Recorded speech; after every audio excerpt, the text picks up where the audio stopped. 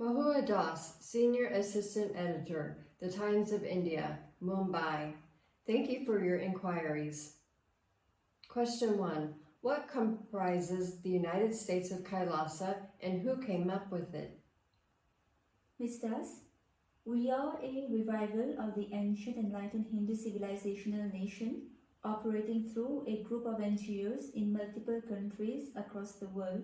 It was established much in the spirit of a country, like the Sovereign Order of Malta, a borderless, service-oriented nation. Its vision is living enlightenment for all, leading to global peace, irrespective of any external differences, including gender, race, nationality, color, caste, creed, etc. It is established on the principle of oneness, or Advaita in Sanskrit. For more information, please visit kailasa.org. Next question. How many people have joined KAILASA as citizens or taken up your e-passports, and where are they from? KAILASA has more than 7 million e-passport applications. E-citizenship of the United States of KAILASA is open to all born, practicing and aspiring Hindus worldwide who will receive the e-citizen ID upon successful application.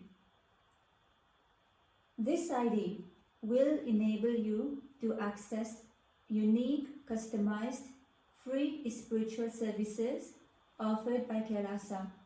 There are millions of Hindus, including those in India, who have signed up and benefited from our e-citizenship service.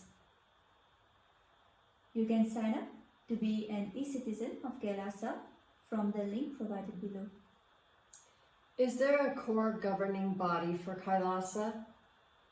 How many people comprise that core committee? What are their backgrounds? And how do they interact and organize themselves? KAILASA stands for all great values of the ancient Hindu enlightened civilization enshrined in the constitution of KAILASA. The Vedas and the Agamas are the constitution of KAILASA. The Bhagavad Gita is the preamble to the constitution of KAILASA. Dharma Shastras are the jurisprudence of KAILASA. It is governed by the Sovereign Order of KAILASA, the continuation of the oldest governing body for Hinduism. The order is inclusive of people from all walks of life and provides various options to living and radiating enlightenment for all, beyond the age, marital status, race, color, or any other background and belief system. The order is organized through a consortium of multiple micronations, educational institutions including Hindu universities and schools, the Gurukul, spiritual embassies, temples, temple monastery complexes, nunneries, food banks or Anna Mandir, animal shelters, Goshala, libraries or Jnanalaya, and organic agriculture. KAILASA's vision and mission is enlightened living for all humanity, which is rooted in the fundamental principle of Advaita or oneness, through which global peace can be achieved. KAILASA has a national anthem and a flag. Where do you perform the anthem and where do you use the flag? KAILASA also claims to have 7 departments, including education, housing, commerce, human services, etc. What is the population that it's trying to serve and how? KAILASA's flag is hosted and its national anthem is played during KAILASA's traditional and official gatherings.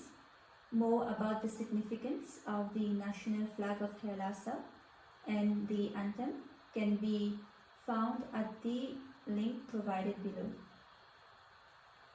What was the purpose of attending the United Nations Committee on Economic, Social, and Cultural Rights CESAR meeting on February 24th at Geneva? Yes, Ms. Das.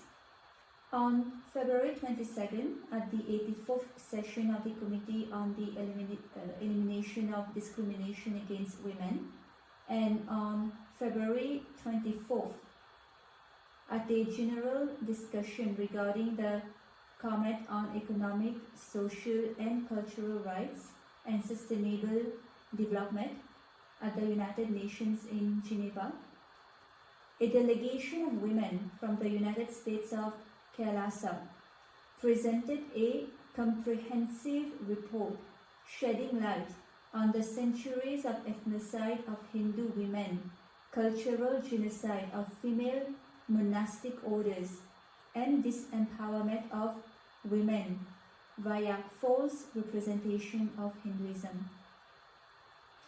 We took this opportunity to be the voice for Hindu persecution, and we touched briefly on the persecution of the Supreme Pontiff of Hinduism, Bhagavan Nithyananda Paramashivoham, and KAILASA by anti-Hindu forces.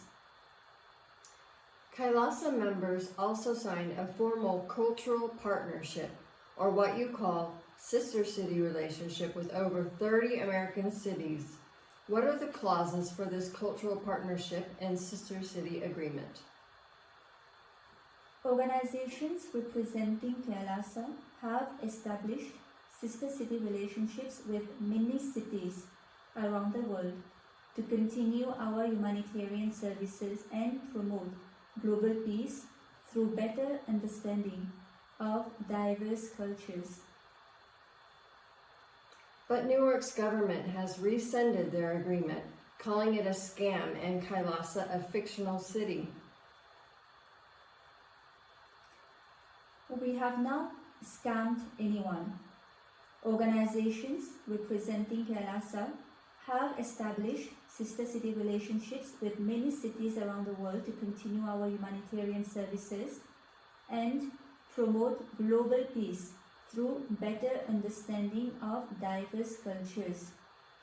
It is important to reiterate that KAILASA and its representatives have not scammed anyone, nor are we fiction. We are a legitimate organization established on the principles of Sanatana Hindu Dharma and the ancient Hindu enlightenment science in pursuit of serving humanity. We remain committed to our purpose towards global peace. The representatives of KAILASA have a unique dressing style, elaborate costume, jewelry, and hairdo. What's the idea behind the look? KAILASA stands for lifestyle practices and values enshrined in the Vedas and the Agamas of Hinduism. The significance of Shiva Jata's hairdo and its impact on brain nervous system is widely explained in the Kirana Agamas, whilst traditional attire, the sari, and its impact on feminine consciousness is explained in the Shakta Agamas. Our clothing and appearance are completely in alignment with the Vedas and the Agamas, the constitution of KAILASA. This authentic Hindu Vedagamic lifestyle that we radiate demonstrates our commitment to gender empowerment and religious freedom. People from different walks of life, beyond age, marital status, race, color, are truly inspired and empowered with blissful life positive coexistence by adopting the Hindu Vedagamic lifestyle. There's a beautiful verse in the Kirana Agama Mahatantra Charyapada, verse 28, which describes the varieties of jatas, the Nakashputa, Kataka, Janaka of circular forms. These kinds of jatas are formed by partitioning the locks of the hair into 15 or 13, 11, 9 or 5 parts. These are some of the kinds of jatas there are some kinds of jatas known as Kanaka, which may be divided even into 50, 36, 38, 28, 31, 14 parts according to one's own convenience. You say that you have an investment vehicle to centralize Hindu devotee cash flow. How are KAILASA's activities being funded and how much money has been raised? Individual organs of KAILASA operate through locally registered NGOs and receive donations in accordance with the local regulatory legal framework. Ms. Vijayapriya Nithyananda, please tell us more about yourself. Where are you from and your family and an educational background? What is your role as a permanent ambassador of KAILASA? I grew up in Mauritius and completed my Cambridge O and A levels there. Later, I pursued my BSc Honours in Microbiology at the University of Manitoba in Canada. Although I was raised as a Hindu, I never had access to formal education on the religion, which was a source of frustration for me. It seemed that authentic sources were hard to come by and misinformation was rampant. That's when I discovered the Supreme Pontiff of Hinduism, Nithyananda Paramashivam, and everything changed. I realized how little I actually knew about my own religion and how much I had been missing out on. Through the Supreme Pontiff of Hinduism's teachings, I was able to delve deep into the ancient science of enlightenment of Hinduism, including yoga, enlightenment, and self-empowerment. Most importantly, the Supreme Pontiff of Hinduism fights for gender equality in religion and women's empowerment, which was very important to me as a woman. It was through this experience that I decided to become a Hindu nun or sannyasi, initiated by the Supreme Pontiff of Hinduism himself. I'm now dedicated to the welfare of humanity, guided by the Supreme Pontiff of Hinduism's teachings. And today, I serve as KAILASA's permanent ambassador to the United Nations, spreading the message of the Supreme Pontiff of Hinduism, KAILASA, and promoting the values of Hinduism to the world and working for global peace. You use the surname Nithyananda. Are you related to Swami Nithyananda? How and when did you meet him? Why do you have a tattoo of Nithyananda on your arm? The Supreme Pontiff of Hinduism, Nithyananda Paramashivam, is my guru. I was initiated into sannyas or monkhood as per Hindu tradition, and it is my spiritual name. In 2013, I came across the YouTube channel of the Supreme Pontiff of Hinduism, Jagadguru Mahasanidhanam, His Divine Holiness Bhagavan Nithyananda Paramashivam. And I was immediately struck by his inspiring videos, his deep knowledge of the ancient sciences and philosophies of Hinduism as described in the scriptures of Hinduism felt like a breath of fresh air. The Supreme Pontiff of Hinduism has decoded and demystified the most complex theology of science of living enlightenment and made it easily applicable for each of us in our everyday life. Most importantly, the Supreme Pontiff of Hinduism stands for gender equality in religion and society from the depth of the Hindu tradition and women's empowerment, which was very important to me as a woman. In May 2014, I had the opportunity to meet the Supreme Pontiff of Hinduism in Varanasi, India, as a participant in a program along with thousands of other devotees from more than 50 countries. It was an incredible honor and a life-changing experience for me. I had this tattoo done back in 2016, shortly after my experience with the Supreme Pontiff of Hinduism in a program with thousands of attendees. There was a powerful moment that brought me back to my roots and made me feel truly confident about my Hindu identity The Supreme Pontiff of Hinduism has had a profoundly positive impact on my life, and this tattoo serves as a daily reminder for that. It is a symbol of gratitude to him and a tribute to the transformative power of enlightening spiritual experiences.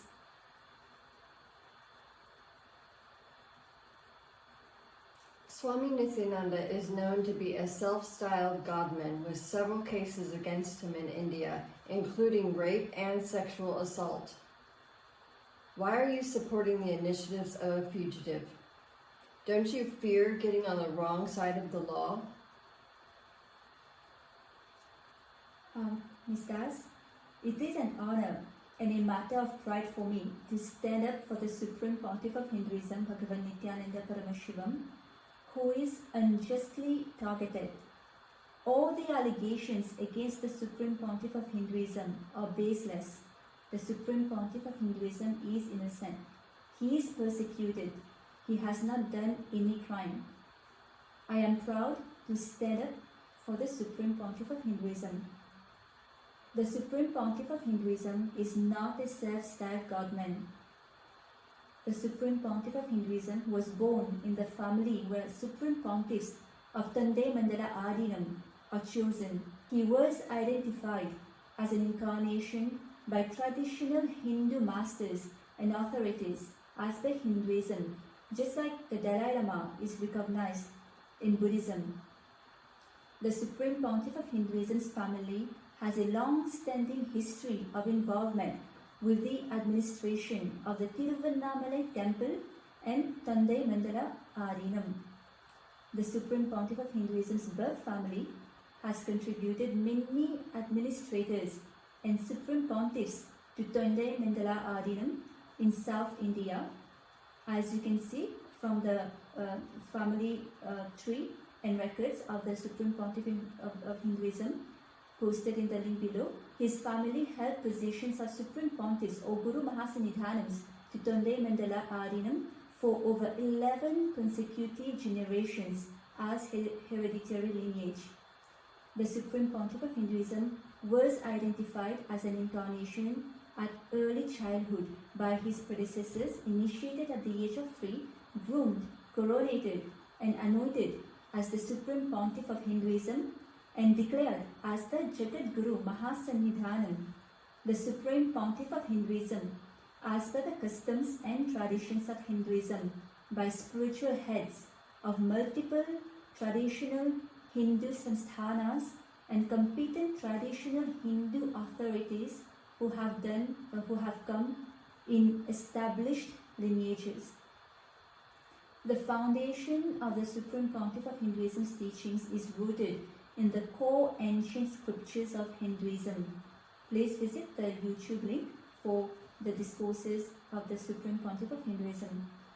The declaration as the Supreme Pontiff of Hinduism was done in an elaborate traditional ceremony with the fire rituals and other Hindu ceremonies for over 3-day period, which was attended by spiritual heads across India, culminating in unanimous declaration of the Supreme Pontiff of Hinduism, recognizing him as the living incarnation of Paramashiva, the primordial divinity as per Hinduism.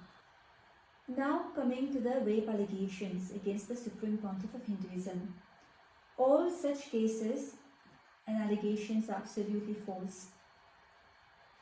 Many prominent human rights advocates have given independent reports and legal opinions attesting that the Supreme Pontiff of Hinduism is not a fugitive but a victim of persecution. Among them is world-renowned King's Counsel from the UK, Mr. Jeffrey Robertson.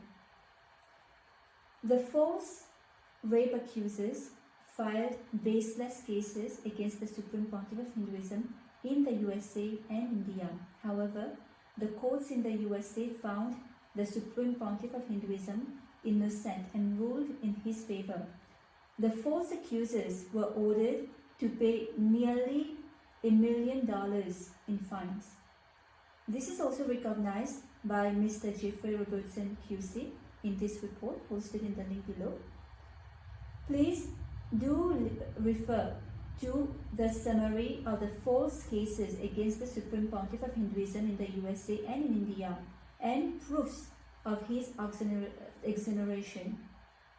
Thank you, Ms. Mohua, for your inquiries. If you have further questions, please feel free to reach out. Thank you very much.